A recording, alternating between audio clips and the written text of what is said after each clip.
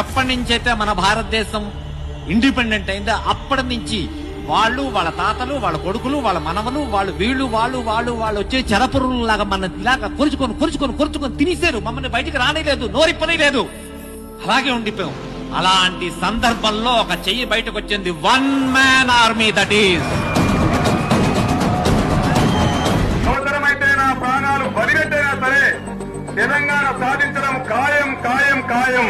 29వ తారీఖు ఆమరణ నిరాహార దీక్ష కూర్చున్నాడు.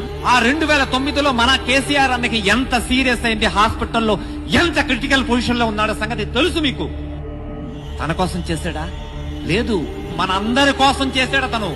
తన ప్రాణాలని లెక్క చేయకుండా my who yeah Nahi who, ఇస్సే ముझे కోయి మతలబ్ నహీ లేకిన్ తెలంగాణ జరూర్ రహేగా. ఇది అతను చెప్పిన మాట. నేను ఉన్నా లేకపోయినా పర్లేదు కానీ తెలంగాణ మాత్రం ఉంటుంది, అది అతను చెప్పాడు. 2014కు ముందు నేను అస్సాం కానీ వెళ్తే, బీహార్ కానీ వెళ్తే, యూపీ వెళ్తే ఈ తెలంగాణ అన్నది ఎవరికి తెలియదు. అదే నేను మొన్న నెదర్లాండ్స్ వెళ్ళాను, అక్కడి నుంచి బ్రిస్బేన్ అంటే ఆస్ట్రేలియా దగ్గరికి వెళ్ళాను, జర్మనీకి వెళ్ళాను.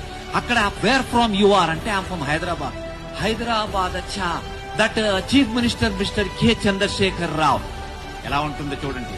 ఎక్కడో 7 సముద్రాలు దాటి ఒక జర్మనీ లాంటి ఊరు, ఒక నెదర్లాండ్స్ అంటే ఊర్లోని కె చంద్రశేఖర్ రావు అన్న ఇంకో వ్యక్తి నాతో